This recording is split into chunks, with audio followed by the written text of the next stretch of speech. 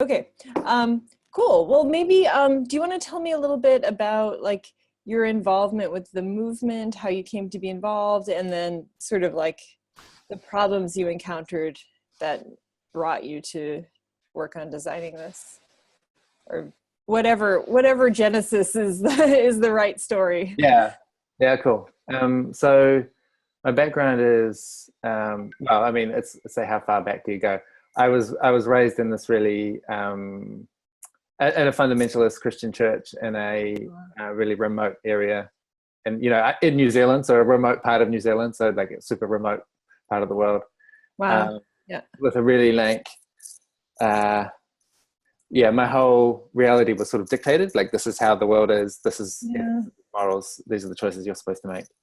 And then in my like late teens, I moved into the city and I went to university and studied engineering and kind of graduated out of that really confined worldview into just the moving from the farm to the city and Yeah. doing that kind of psychologically and ideologically at the same time. And studied engineering, graduated 2008, and at that time the financial crisis was starting to kick in, and there really were no obvious jobs for me to take that had any kind of that seemed meaningful to me, like that were connected to my skills and also my sense of an urgent need for some change in the world. I just didn't really see that there was a place for me in the workforce that would satisfy that. And because it's New Zealand and we've still got quite a few of the hangovers of a socialist country, it's kind of okay to not have a job there for a while. So it turned into like quite a lucky thing, I guess, in the long run, that being kind of spat out into the world without a really clear sense of direction and being able to be unemployed for a while and just kind of think like, what am I doing? What are we supposed to do? Like, what is, I felt really quite lost and like I didn't really have any good examples of what I was supposed to be doing. And my peers and stuff were going down these really quite boring career tracks. And it's like, this doesn't seem right. And so there's basically like 3 years there from graduation to Occupy. And in that space, there's a lot of aimless wandering and getting stoned and playing in a rock and roll band, and but there's also like some little threads there of learning and starting to make sense of the world and understand like, oh, okay, like, so I was doing some DIY electronic stuff, building machines, and then through that process of creativity discovered like, oh, I've actually got like, this is not just engineering, this is also arts, and it's not just arts, it's actually politics. Like, I've got something to say, and at first what I wanted to say was stuff about like open source and planned obsolescence and like the values that we have in our hardware, and how if you look at a stereo from the 1960s or something, you open up the back cover and it's got the instructions for how to repair the stereo and where to find the parts, and like which parts are most likely to need replacements. And now like our electronics are designed to be like this magical opaque box. It's like there's no screws on it, and of course designed to die really quickly as well. So that was like my first kind of politics, and then over time I got more into like, I guess, I kind of got the thread about social justice, like there's just a lot of things, there's a lot of different crises happening in the world that are all kind of overlapping with each other, and what am I supposed to do about it? Like, I'm on the edge of the world, I don't have a lot of resources, and somehow through that got into this, like, I guess it was like a punk community where really creative people who had a politics. It was sort of like creativity first, politics second. And some of us kind of found each other, and we started organizing events that had this really quite a positive, creative flavor that had politics in it. So it was like, doing art exhibitions or photography exhibitions or talks of film screenings and stuff that were about the arts, but were also about, hey, what the fuck is even happening in Palestine, and what do we think about it, so that was really cool, and we started to like get a kind of energy going, and recruited, like, I don't know, we had a couple of hundred artists and big events, and like we're doing stuff, Cool. And it gave me, it's like starting to get a sense of meaning and purpose, and like, okay, this is important, and giving voice to important things, and taking a creative approach to presenting these important issues rather than like being angry or oppositional, but like drawing people in a way, and meeting people where they are and drawing them in and getting them to consider the world in a different way. That felt really cool. And so then, that was like, we were really getting underway in early 2011. And then in September, you have Occupy Wall Street kick off. And my friends and I who were involved with, we were called the Concerned Citizens, this group, which is like intentionally a name that makes us sound like old people, Yeah. So we could put out press releases and it sounds like a octogenarians club or something. And so some of us Concerned Citizens crew were watching online what was happening with Occupy Wall Street, and it really piqued our interest. Like this is new, and I think pretty quickly what most grabbed my attention was the disparity between what I read as the significance of those events and what the mainstream media was doing about it. So like, I watched that day, it was like in the first couple of weeks when there were 600 people arrested on Brooklyn Bridge. And it wasn't mentioned on the news anywhere. Like, even the BBC didn't cover it, stuff like this, I'm just like, what? Okay. and there's something off. And same with like, you can see these shots where there's like people sitting in circles doing the General Assembly, or they're playing the drums, or they're just like being friendly to each other. And then a few meters back, you have the NYPD surveillance towers. It looks like they're from the Gestapo or something, just this mismatch of reality, this juxtaposition that was really striking to me. And so on October 15th, there was the Global Day of Action, which I didn't realize until years later was actually called by the Spanish movement. I just understood it as like, it's the Occupy Wall Street Global Day. Which just goes to show you how much gets lost in translation through the gossip networks. But we knew there was going to be some Global Day of Action, and some random people in Wellington said, hey, let's meet at this time at this place in this Civic Square, which is like right in the middle of the city. And that was like, I went down there just to observe, mostly like not convinced about anything, but like, oh, this is interesting, and at least I know the media is not going to cover it, so I'll go have a look.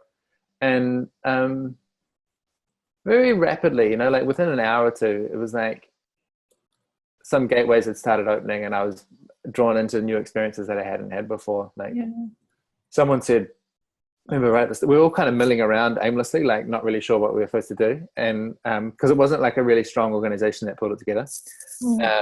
It was a lot of people like me that were just like, what does this And someone said, he said like, look, I don't want to, I know that this Occupy thing is leaderless, so I don't want to be the leader, but I do want to tell you why I came here, and I'll just take a few minutes, and maybe other people could tell their motivation. And that just triggered like this group of strangers to start sharing some of their deepest feelings. Most of it was negative. It was like, gang violence and environmental degradation, and all these different things that they were like super concerned about, like that just felt really important to them. And they just started sharing like, I mean, honestly, I'm concerned about human habitat and how it seems like it's depleting rapidly, and our systems for coordination are not up to the task of responding to it rationally, and we're just trying to like put it off and ignore it and not look at it. And I'm freaked out, And we just had lots of different stories like that with different angles. But this kind of fear and grief, mostly, a bit of rage. And then someone decided to stay the night. And I had to go away because my granddad was in the process of dying. So I kind of left town for 2 weeks. which was cool. Like he had a great life. He was an awesome dude, and we had a nice like closure and Yeah. farewell and stuff. And I came back to town 2 weeks later, and that one tent had turned into 100, and there was like a village there. Yeah. Yeah. And it was like, whoa, how did this happen?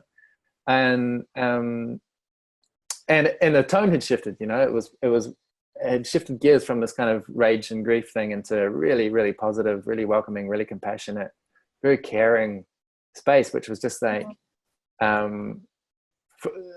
is what I'd sort of heard a little bit about what had happened in the 60s a little bit, like people were just being accepted and welcomed, and it was like, okay, we've got a village, we're going to run this village on their own terms, and like how are people going to get fed, and where are they going to live, and what do we want to talk about while we're here, and all of this stuff was just getting co-constructed, like that people were just anyone could show up with any skills, any values, and we'd do our best to welcome them in and incorporate them in some way. And that was like, I mean, it's the other definition of the word occupation, right? It's like having a meaningful job. Like, what's your occupation? Like, how do you contribute here? And everyone, it didn't matter what their abilities were, or like if they could speak English, or like it's like, we'll find an occupation for you. Yeah. And so that was just such a stark step up in terms of like meaning and connection and purpose, and like and the camp was growing something like 20% per day. Wow.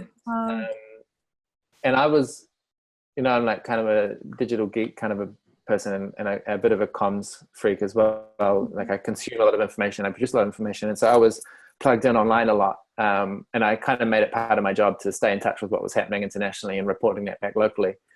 And I could see that a lot of the camps were also growing at 20% a day, more or less. And so it just was like, holy shit! Like, you extrapolate that out for 3 months, and this is the revolution. Here it is. Like the whole, everyone's finally clicked that this kind of top-down way of organizing society and this profit maximized way of motivating people, like, it's over, we're going to do things differently, it's all going to be co-created, like, yay, we're basically done, we just have to keep doing this. And it took a little while to realize the mismatch between my extrapolation and what was actually happening in reality. Like, I was having an awesome time, and some of my friends were, and I was making new connections, and a lot of us were, there was a significant fraction of us there that were having like major epiphanies, like a huge surge of personal growth, like, woof, I just got a whole new understanding, or I've just unlocked this whole new capacity. And I kind of universalized that and projected that and assumed that kind of everyone was having that experience. And it took a little while. I don't know, and time completely distorted. I've got no idea if it was days or months, but over time we started to realize that actually there's a lot of people here that are not having a great time. And we started to appreciate, like, it's not just like a random group of people that are not having a good time. It's the more different you are from being like straight, male, wealthy, confident, native speaking English, the more different you are from those categories, the less of a good time you're having here, the less safe you feel here, or the less it feels like your movement. And so just bit by bit, we started to see some of the shadows around the utopia. And then it was like, okay, well, let's deal with this. Like, I've seen enough to know that this could be amazing. And all these, for the most part, all those people that were disproportionately, had like disproportionate advantage in that space, they were really good intention, and they were really like, we were all really open to change and stuff. I was like, okay, let's do something. And so, pretty rapidly we got engaged in this work about how do you actually do equality and inclusion, decentralized power and stuff. And it's like, wow, it's a lot more than just saying it. We need to build new structures, and we need new habits and new language, and we need to support each other to go through behavior change, which is not easy. So we just got like right into the marrow, like, of the problem, like, and and it turned out over weeks or months that the container that we had, this occupation in the middle of the city that was under, like there was no doors or gates, so it's open to anyone that wants to be in the space, and TV cameras can turn up at any moment, and we're in these like really just like crappy tents that are not designed to be lived in long term, and we're actually staying on a piece of land that the dirt's only like this deep, and then it's concrete. Like the carrying capacity of that land is really not designed to have a village on it. And it's like, okay, well, it became obvious that this environment was not the place to sustain a long-term experiment to redesign what society looks like. Yeah. Just from the physics of it, let alone the social dynamics of like, you have these kind of political factions starting to form, and conflicts, and some people leaving and other people getting kind of aggressive, and blah, blah, blah, So at some point along the line, I guess it was about December or something, we made the people that had been involved in the communications work, like that had been interacting with the media and stuff, we put out a press release which is saying like, those of us that have been writing press releases for Occupy are now leaving. There's other people that are going to stay, but they don't really represent, well, we don't represent each other. Like it's a different thing now. So like we kind of bailed. And I had a few, I had like a recovery period, which involved doing nothing, and also a 10-day meditation retreat, which was like a really great reintegration moment of like, wow, I've just shattered my so many understandings about myself and the world, and that meditation was like just let it come back together. And then I got back into the city in January, end of January, and some of my friends from the Concerned Citizens group had met with this crew called Inspiral, which are like social enterprise network who are into self-management. And between that sort of intersection, Lumio had sort of already started. Like we'd been talking about this idea of, could we do collective decision-making, self-management, bottom-up organizing with the help of some software. And by the time I got back from my recovery period, it was already underway. So that you might notice I like the long version of the story. That's the kind of genesis. Like that was where, that was kind of like my and that's my version out of, in the end we had 6 co-founders that officially signed the document saying we're co-founding this thing, and everyone's got a different version of their story, but that's my one. There's maybe one more thing to add, which is during the like peak intensity of being an occupier, I took an evening off. Like I went and I worked in a cafe for one night. I was just doing dishes, and it was my first break after a couple of weeks of just being like fully embedded in this.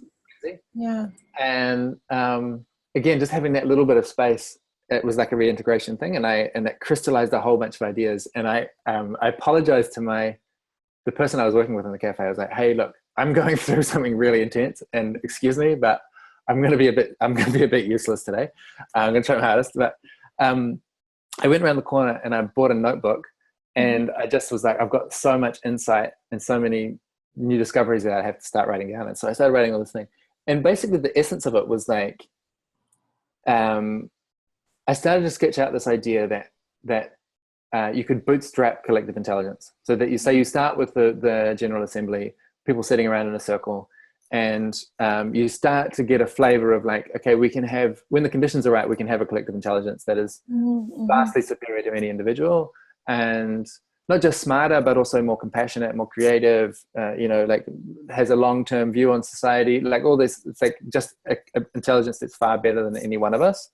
And it's also very flawed, but you can use that collective intelligence to design better intelligent systems, that we can. There was a couple times in our General Assembly where we designed changes to our constitution, we didn't have a constitution, but changes to the way that we're going to operate. And I just got the sense of like, wow, you really could build a self-improving system with a bit of it. So that was the other driver for Lumio for me. It was like, let's just make a decision-making platform that's better than your average meeting. And then use that platform to talk about how we're going to make a better platform. Okay, that's cool. That's cool. Can you say more about how it's better? Um, well, at a baseline, like the level that the technology has got to at this point, um, to me is still, it's like 5% of what I dreamed of. But it's Hmm. still good. It's good. It still has um, there are qualities of making decisions in Lumio compared to meetings that are, well, you just have access to different ways of communicating online than you do in a meeting. And so it's not some, I don't really think about it so much now that it's one's better than the other, but that there's just different attributes. And so in the Lumio context, it's really simple. It's a discussion forum and there's some facilitation tools so that you can measure how much shared understanding and agreement you have, and make proposals and get people to agree to them. Hmm. Um, but just that shift from linear verbal communication, whether Hmm. that's in a meeting or in a video call, where you have one person speaks and everyone really has to listen if they're going to participate well, and then it's the next person's turn to speak. Um, Compared to the asynchronous textual version, where people can participate in their own time. You can have Yeah. multiple people contributing at once and coming in at different, and catching up later. And if there's someone that's rambling on and on at length, it's really easy to just scroll past it in text Yeah. compared to Yeah. when you're Yeah. sitting there, you can't do that. And and then the little extra pieces that we've built that's more than just text, that's like proposals and votes and stuff like that. Mhm. They're designed to really help summarize, like Mhm. uh, or not even, I mean, summarizing is part of it. Like usually if you're lucky in a good meeting, you'll have a facilitator who's helped to summarize. That's like, Mhm. okay, can I just check my understanding that we all agree on this and we still have to work out this part?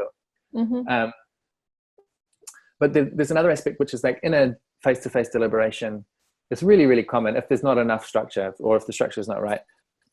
It's really common that a deliberation gets stuck in a state where basically you just have people advocating for their positions, Mhm. and they get louder and louder advocating for their position, um, and until their position is acknowledged, they're just going to keep repeating themselves in different ways. Yeah. And so if you've got the right structure, then someone can acknowledge your position and say, oh, okay, so you think this for this reason. Yeah. And actually a lot of the process of moving from just advocacy into negotiation and compromise and creativity is it's kind of like everyone needs to be acknowledged first, and then you need to have like an overall picture of like, okay, so well, 90% of people think this, and then there's these other people that think this other thing that seems to be important to focus on. Let's resolve that, and then you get there. And it's Mhm. just like tracking where people's positions are and having your position acknowledged seems to be like a crucial component of deliberative decision making. And when you're doing that on text on Lumio with some visual representations, then you can see like, oh, this person is green and that person is pink, Mhm. like thumbs up or thumbs down. Mhm. It helps to just clarify and focus things and make them more. Yeah, you keep your eye on the prize, which is like we're trying to find agreement rather than getting distracted by how someone said something that was kind of annoying and it reminded me of this annoying person that I met one time. Yeah. So Yeah. it has these kind of efficiencies, but it also, of course, like uh, when you're doing things through text, you miss out on a whole huge part of the emotional, not even just Yeah. emotional, but informational bandwidth of a face-to-face conversation. So a lot of that is emotion, but there's also like um, more subtle things like how am I being received? Like I'm talking at the moment, and you're kind of nodding and looking at me, so it's like, okay, I'm going to keep talking. Whereas if you're starting to trail off, I've probably missed the boat a little bit, and I'm going to stop. Or you might actually be getting really frustrated with what I'm saying. I'm going to like check in, and Mhm. you miss all of that on text, and so it can be really inefficient if you try and have a conversation in that space where you need that emotional information or that additional kind of sublingual kind of communication, and you're missing it. That can make things super inefficient. So it's not Yeah. a really simple equation. Yeah. Yeah, I agree. A lot of the interviews I've done, like, it's the same problem like all over the world. Like the assembly is like amazing. It changes your subjectivity. Like this form of collective listening is like beautiful, but you don't have time for it unless you are somewhat privileged. So, And um, these days, like I'm just like that collective listening space is awesome for healing and bonding and growing and connecting and all that. Just don't use it for your tactical decisions. Yeah. Because you just don't need it. You just don't need to do both. You know, you can have one and then have another method for making your day-to-day tactical, like what press release we're going to do or what action we're going to take. Like they're quite different methods for different aims. But do you feel like they need to happen together, or like how do you feel about remote participation in terms of, I don't know, I feel like, you know, one of the reasons these movements, like we didn't have a revolution, was that we couldn't really, you know, coordinate. And so, you know, technology is something that helps with that. But then there's also this question of like, kind of like the understanding and bonding and worldview that happened when, you know, everyone was in the square together. I don't know. It's like a challenge, I think, to understand what role technology has. Yeah. I think of it like the world's in a particular state, and we assume we want it to be in a different state. And actually, like usually when I'm talking with people, it's like they want economic systems to be very different, and they want political systems to be very different, and social systems, like our ways of relating, like it's really like we want some really deep stuff to change. And the difference between point A and point B involves like a lot of like I think probably the majority of people changing their core beliefs, like they're just their deep assumptions and expectations about how the world works, and shifting your core belief, you know, it's a very delicate operation, and it's quite non-deterministic as well. It's not like you can just like poke people through some kind of experience and expect them to come out the other side transformed. And in my last kind of 7 or 8 years of trying to do this, it seems like the face-to-face experience is catalytic. You know, like there is something really potent about that biological experience of looking across the room and seeing all of those eyes are looking at me with acceptance and trust, and they're listening to me, and I'm speaking something that's really meaningful to me, and they're responding as if it's meaningful to them. And that shared moment of presence and acceptance, like it's still, even just now describing it to you, you know, like it makes my skin tingle. You know, it's like there's something biological about that. That settles me and makes me much more creative, much more compassionate, much more like ready to open up and let go of my ego and my big ideas and all that. And yeah, I don't really have experiences like that online. I have a little bit here and there. There are some digital spaces where I start to get a sense of like, wow, we're doing something new together, but it doesn't usually reach that level of intimacy and that tenderness, you know, that really like getting into your softest parts doesn't really usually happen without that face-to-face layer. And mostly I mean, from an engineering perspective, I put that down to bandwidth. You know, it's not like there's something inherent about digital versus analog or face-to-face versus remote. It's just about, I mean, yeah, like I've had one video call with my friend in California where we were playing music together, and we had enough bandwidth that we could actually improvise and jam across the Skype call, you know? Yeah. And it was just like, finally we made it. It's like the future's here. Yeah. We're breaking the bonds of space. But if you don't have that really, really high bandwidth, you miss out on so much, and there's so many things you can't do together anymore. So yeah, I'm just like still defending technology. I'm still an engineer, even though I really like the kind of social psychology of face-to-face. That's really interesting. Do you have any, like, so, you know, some of the projects I've learned about are like much lower layer, like infrastructural, like building mesh networks, that kind of stuff. I feel like they tended to arise in places like where the infrastructure was more threatened than in, like, you know, Western democracies. But I was wondering if you have any thoughts, like, I mean, especially since you mentioned, like, you know, being a hacker and working with hardware and stuff like that. I was wondering if you have any, like, why you decided to work on like the platform layer, and like if you have any thoughts about its integration into like hardware or into like, you know, network architectures and things like that. Yeah. I should say, I think all the layers are good, you know, like Yeah, yeah. that we went for the platform layer because it was just the combination of people we had and the opportunities we had, and like kind of made sense.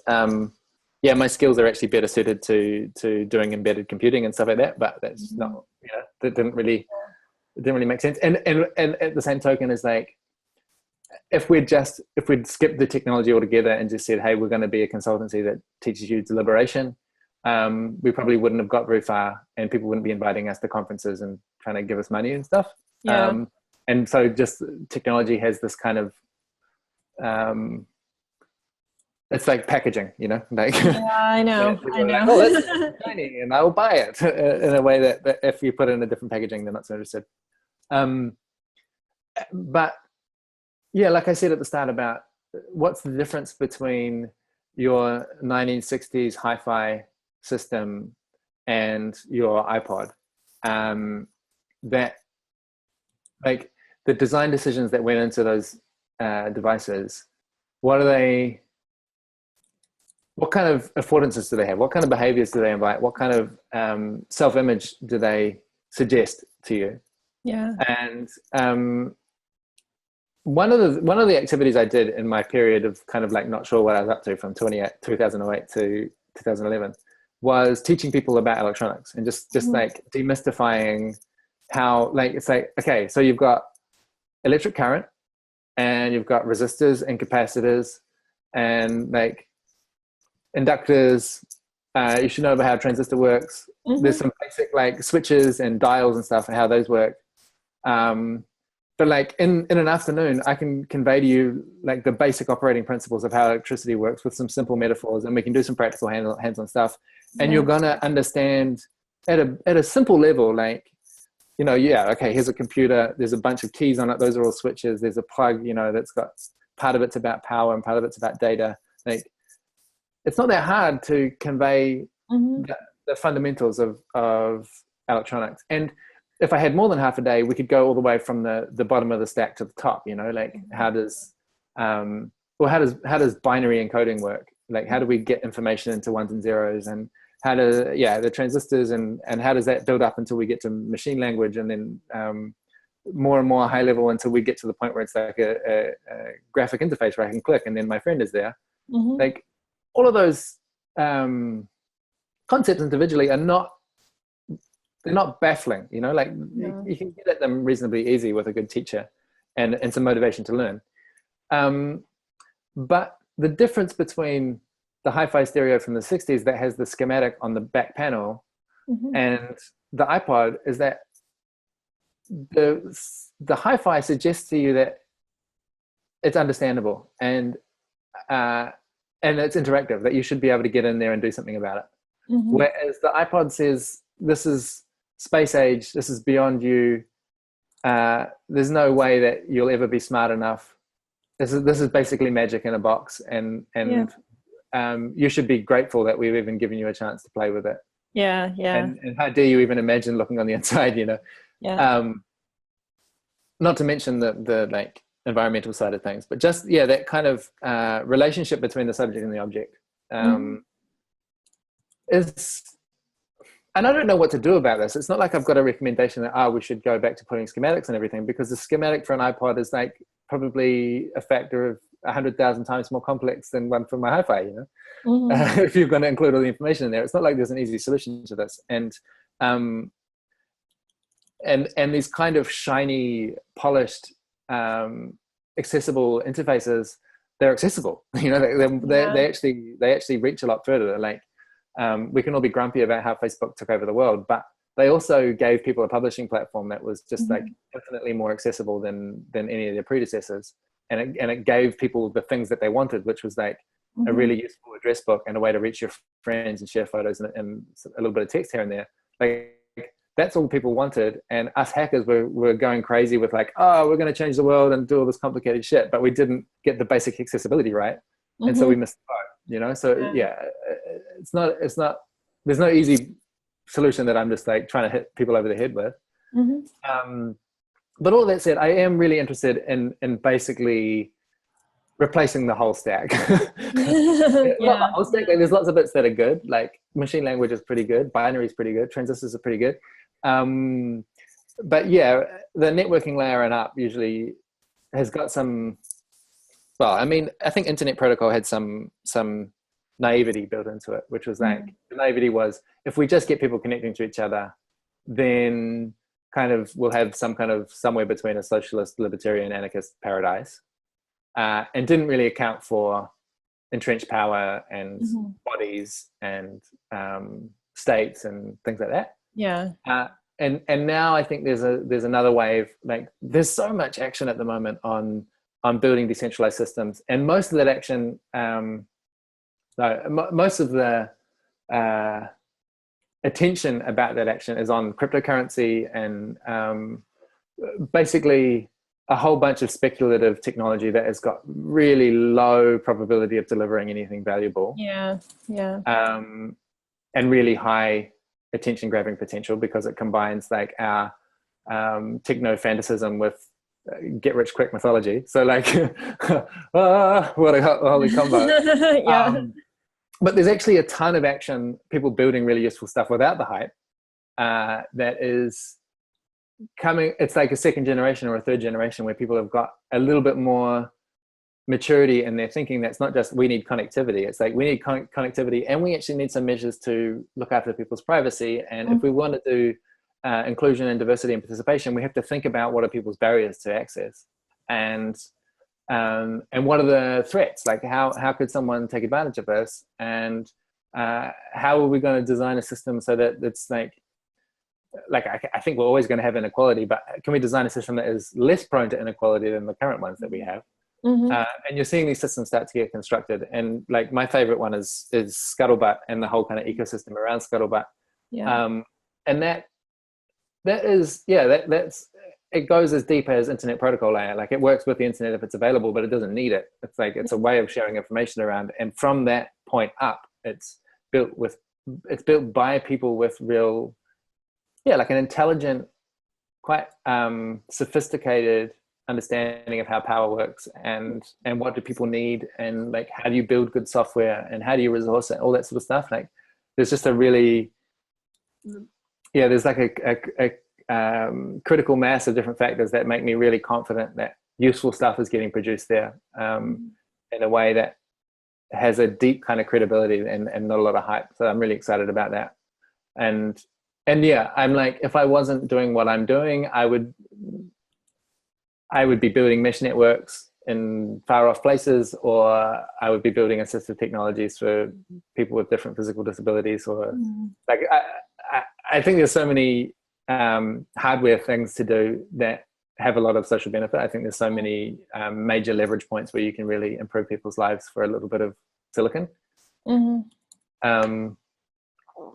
yeah, a lot of the tech scene is quite distracting. So I'm quite happy doing the stuff at the moment, which is more about working with people and sitting in circles and looking people in the eye and stuff. Yeah. So tell me more about, I haven't had a chance, I've just like skimmed your book a little bit, but I haven't had a chance to really get deep into it. Can you tell me more about like what you're doing now and how you're, so I know your writing is really more about just like democratic process and organizing, like what you're working on now and also how you're thinking about connecting that to design. So I described what I was doing the other day and someone said, oh, you're doing your user research 5 years late. Which is, yeah, I mean, better late than never, eh? Which is, okay, assuming that I want to live in a world which is characterized by deliberation, participation, equal access, all that sort of stuff. That would mean a critical mass of our institutions and companies and organizations and networks are running on these kind of principles of, kind of participatory culture and co-created knowledge and I'm not really interested in like direct democracy or liquid democracy or these kind of formal systems that are like about everyone participating and stuff, but like that people have access, you know, if they want to, they can step into the ring for a while, and that there's not a sense of like there are some adults running the show and then there's the rest of us, but like that anyone can be an adult if they want to.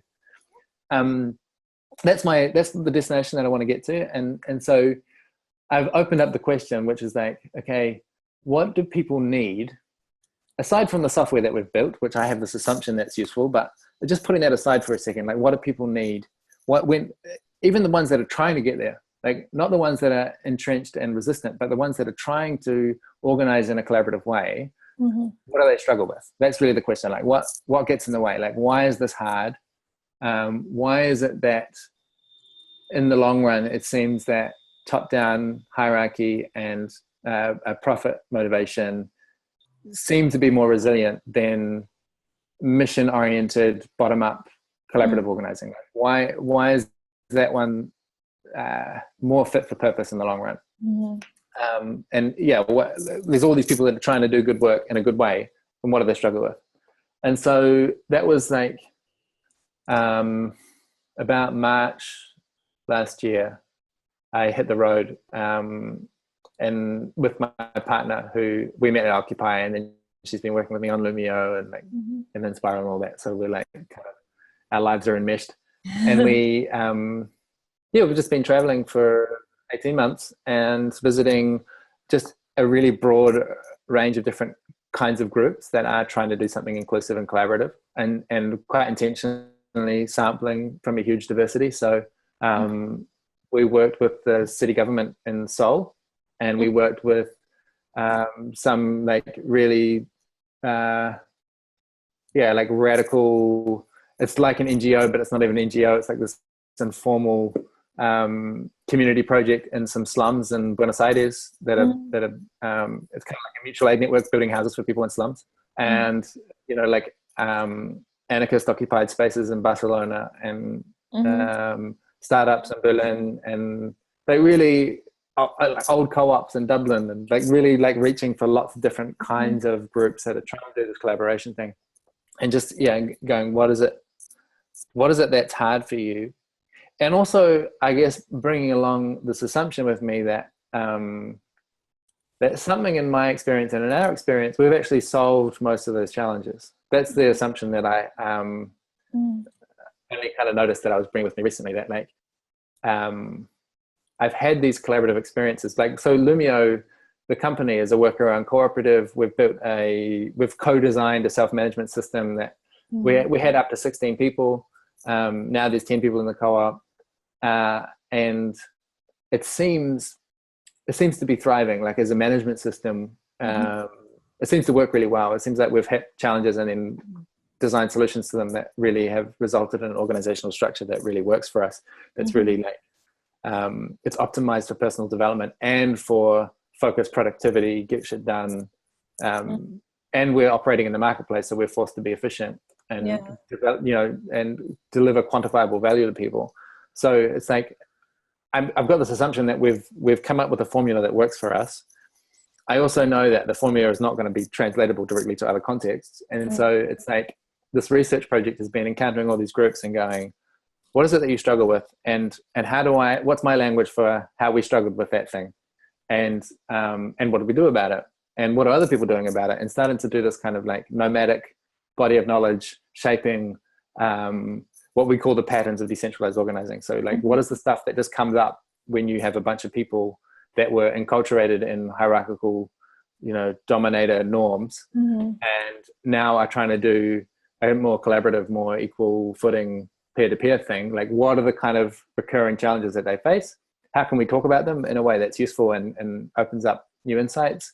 And what are some structural ingredients that we can put in place into our organizations to make those challenges surmountable? Because so many of these groups, it's like the challenges I'm talking about, like we were talking about how the General Assembly is like awesome for bonding, but maybe not so good for tactical decisions. Like that challenge of like, how do we find the balance between unity and productivity? Like, if you don't get that right, your project stops. it's a kind of life or death question. And same with the power dynamics of like, some people, like we say we're all equal, but some people obviously have way more influence than others. Like if you get that wrong, that can destroy your group, or at least it will destroy your commitment to collaboration. Yeah. And there's lots of other ones like that too, where it's like, if you don't get this right, then you just stop. You don't get to keep learning. You just like the project stops. So I call all of those like first order challenges. Like what are the challenges that you kind of need to have, the structures or the ideas or the methods you need to have in place to get to the next layer, which is the second order challenges, which we don't even really know about because most of our projects cease before we get there. And so the book is just like, that's again one of my long-winded introductions, but the book is a collection of these patterns. Like these are the recurring themes, and these are ways that I've learned how to talk about them in a way that helps, so like that puts a finger on these tricky paradoxes of like power or decision making, and ties together like, oh well, there's this awesome book by this pagan feminist, and then there's this quite awesome book also from this corporate consultant, and linking both of those articles in the same essay, and saying like there's actually bodies of knowledge here that we can draw on them all, and we don't have to be so protective of our identity that we don't look at the pagan or we don't look at the corporate. Like trying to just pull all that stuff together in a way that's like makes those first order challenges more surmountable and more likely that people are going to be able to keep going together. And so most of what you're doing in the book right now is just like, the book is sort of more prescribing like in-person organizational behaviors. Do you feel like it's going to end up like influencing design later on down the road?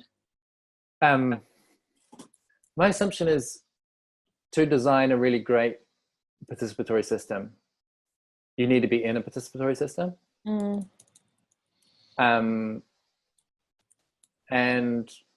that we can,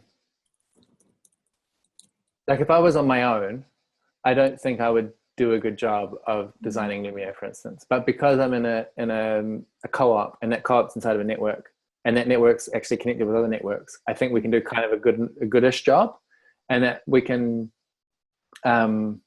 design a technology that at least gets us a few orders of scale up. And maybe we'll use that technology to then design another platform which works for the next few layers of scale, So I have this kind of bootstrapping idea that we need to okay, let's just take it out of technology for a second and just think about like large social system structures. So there's this big thing obviously about inequality and about access. And if we look at just say sexism, patriarchy, that sort of stuff, like that dimension of inequality that lands along gender lines. And I want to design some kind of solution to patriarchy. I want to have an alternative way of structuring society where we don't disintegrate people into two categories and then put one on top of the other. Like I want a different way of doing things. I think me as an individual that's breathing patriarchal norms, I don't think that I can do a very good job of designing that system. Like, because I'll either bring my, I'll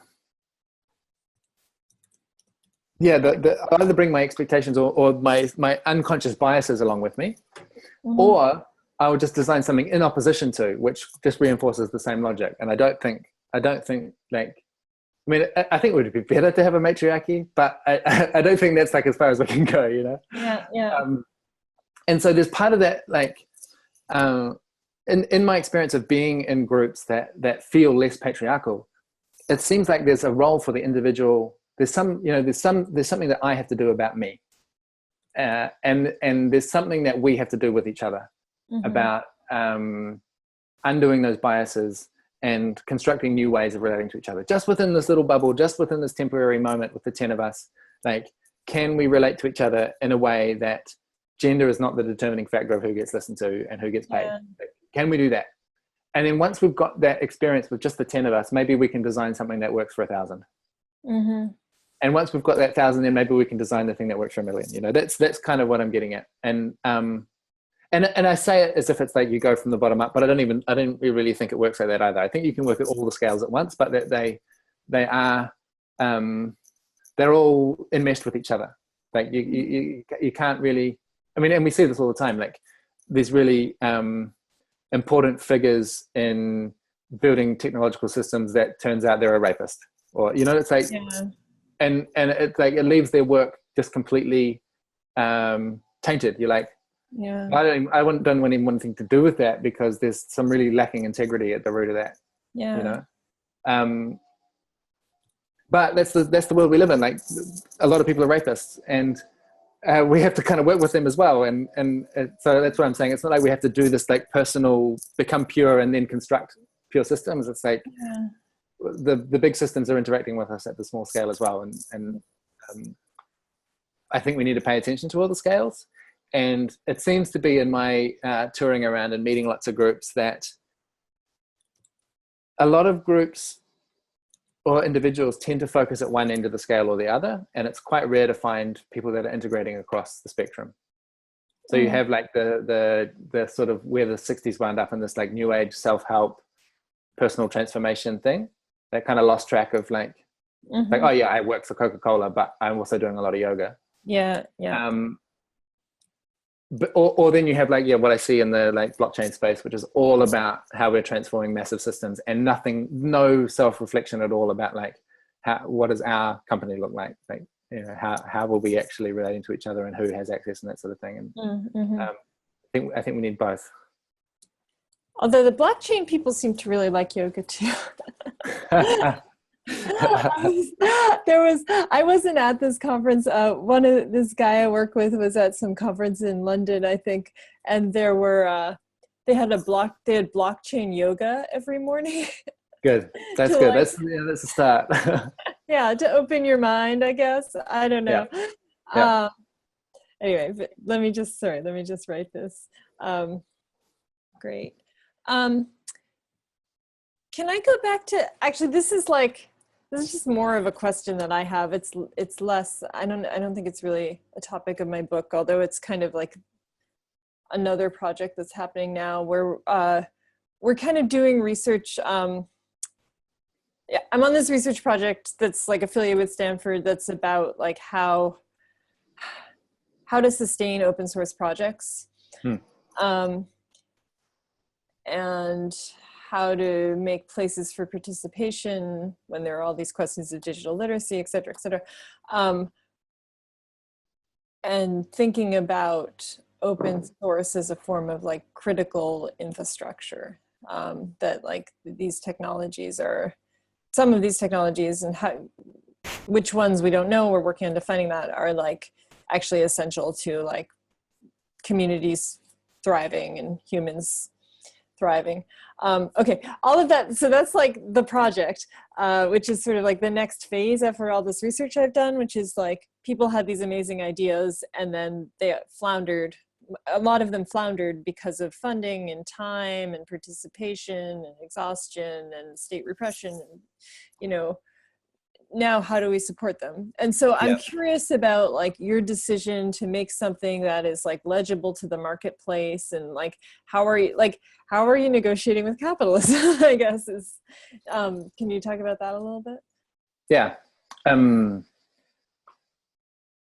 So in my analysis of like what's wrong with the world, because of the way my brain works, I have to kind of boil it down to some like core levers.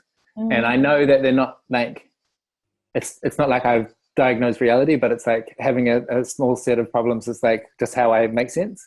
And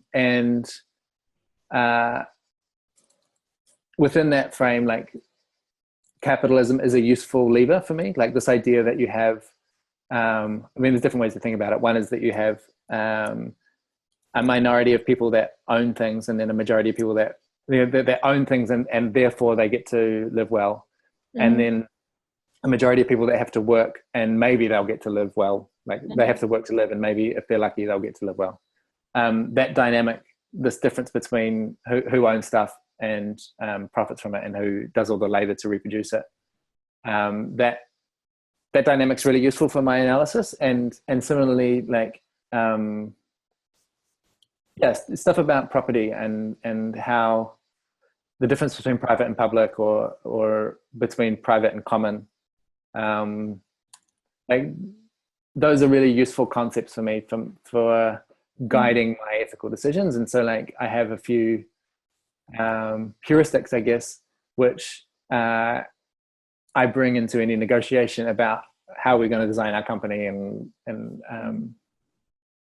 But maybe something that's unique about our context at Inspiral, so the network of us, there seems to be part of our culture is there's an expectation that you have your analysis and that you do your reading and your critical theory, but it's private. Like it's not, the job is not to agree on abstractions. We don't, like, we've never had a conversation at Lumiere where we came to some position on capitalism. You know, like that is not the job that we're doing.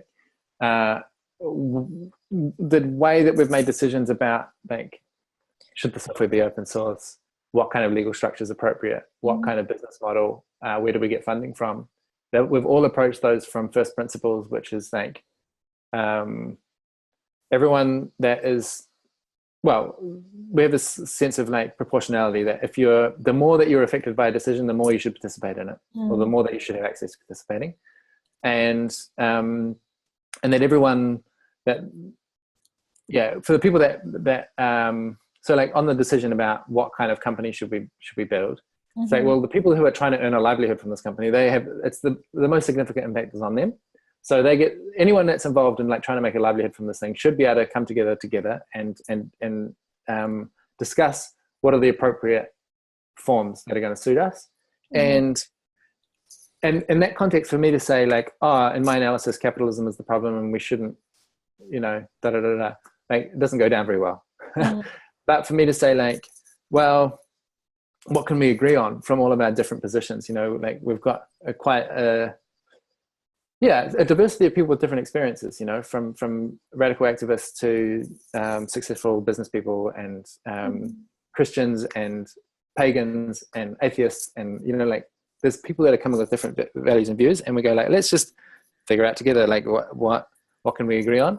And so out of those conversations came, it should be open source because our design for, like, our intention for this is that it's a public infrastructure, just the same way as you have roads or anything like that. Like, again, New Zealand socialist history, we like public infrastructure. It just seems to be more efficient and better access for people. So it's like, okay, it should be open access. And then the question about like the company structure, we chose a worker co-op so that there's an alignment between who's doing the work and who gets to say how the work is done.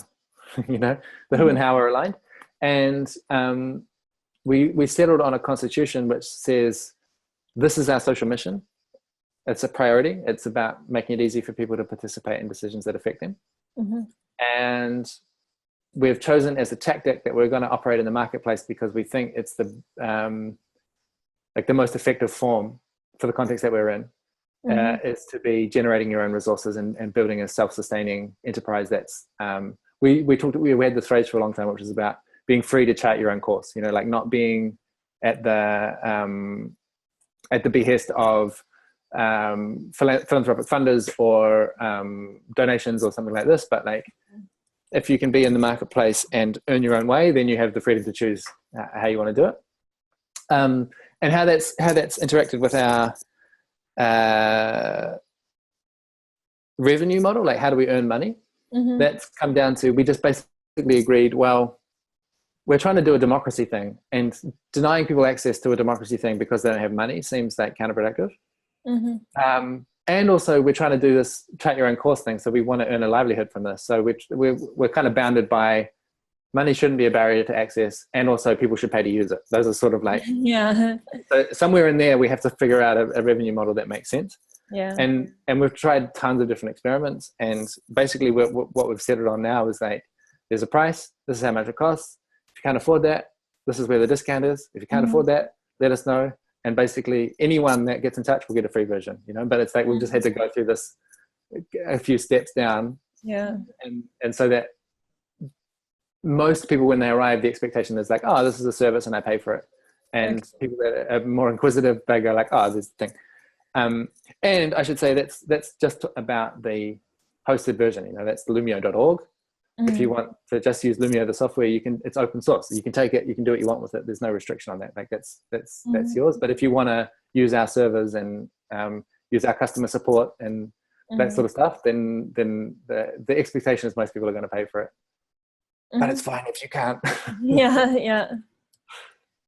Sliding and scale. it, and again, the not just the revenue, but also the investment model. Like we've been really creative with that, and we had a big dose of crowdfunding early on, and then we've just closed our second round of third round of impact investing, which is basically people who love the vision, who agree with our strategy, and loaning us a bunch of money with the expectation they'll get it back eventually, but Mm, with like a small return. They're not looking to maximize their return. They're looking to maximize their impact. mhm, And that I mean that has been basically access to capital has been the major bottleneck on the whole endeavor. And if I were doing it again, I'd probably redesign things to be more accessible to capital and trust. I think a lot of personally what I brought to those decisions about how should we design a company and stuff, I was bringing a lot of fear and anxiety that money is dirty, and if I get too close to it, I'll get contaminated, and my values will get lost, and I'll lose my identity and my integrity. mhm, And I don't think that way anymore. You know, like I've recovered from some of my psychological woundings about money, mhm, and I'm more able to go like dispassionately evaluate. Like we can actually design systems where you um, take on access to resources without losing something essential about your identity. I think it's possible to do that. I think a lot of people are doing that all the time. It just seems to be that those of us that are in the sort of activist space yeah. uh, have all kinds of hang-ups about it. And I think you can design systems that are consistent with an anti-capitalist analysis and still take capital and turn it into common resources. Like I think it's quite feasible. We've done it a little bit. I think we do it a lot more. And I know more and more now, like the more we get into this, the more access I'm finding, people who do control large sums of capital that are trying to operate in an ethical way, and they get huge obstacles in any kind of like activist context where people are just hugely disrespectful of their knowledge and expertise and values and stuff, and are really like basically just rude. Mm, And it's not helpful at all. So now I'm on a bit of a mission, which is like, okay, can we identify like where the money is and how to connect that money to the people that are doing really important, impactful work in a way that like, yeah, it's like conscious of how, like, what are the dynamics of capitalism that lead to alienation and extraction and destruction. mhm, Like conscious of that, but the conclusion is not, okay, we'll have no capital. It's like, okay, we'll use capital in a really mindful way that's like got checks and balances in it in a way that like makes it likely to do more good than harm. mhm, And for me, those checks and balances are like, yeah, worker control to some degree. It doesn't have to be literally like a worker-owned co-op, but that you keep a close alignment between who's doing the work and how the work is done, and common benefit. You know, that people outside of a small group of stakeholders are the beneficiaries. That it's mhm, not just about some tiny group of people who had money to make more money. It's like we took this money and we produced more value for more people. Like that this was like a catalyst for the production of much more value that many more people have access to. And I think, you know, like with Lumio, I think we've taken on about maybe $1 million over the years, mhm, and we've produced this piece of infrastructure that is now available in the world. You know, it's like this thing that didn't exist that now exists, that supports a lot of impact driven groups to be more effective and productive. Like I think we've produced more than $1 million worth of value from the funding that we've taken. mhm. So I think it's possible. It's just yeah, there's these kind of psychological narratives and memes and stuff that get in the way of a lot of impact driven work being resourced properly. Mm, mhm. Yep, yep. Yeah, it's really tricky. Um, so basically, you don't really have. I mean, would you say you have a profit model, or would you, or is it Yeah. more So about sustainability? in the Constitution, I mean, it is aiming for sustainability. Mhm. We've left it open because it's like we try not to solve problems before we have them, and we're not profitable yet. So, but the kind of the way the Constitution currently is written, it says like if there is a surplus, then well, first we have to pay back the loans that we took on, but then Mhm. after that, we have three categories we can allocate it to. So one is to give it to the workers, two is to invest it in the company, and three is to invest it in other socially aligned ventures. Like so that third one is the most interesting to me. I imagine having and we're sort of actually sketching our way to starting this soon, a network of related social ventures that are Mm. yeah, working on these related problems about participation and organizational design and culture and stuff, and that they can get some of their seed funding out of the surplus generated by Lumio. Mhm. But it's a bit speculative. Mhm. Hey, I have to go in 10 minutes. All right. This has been great. Thank you so much. I think I'm very satisfied. I don't think I have any more questions right now.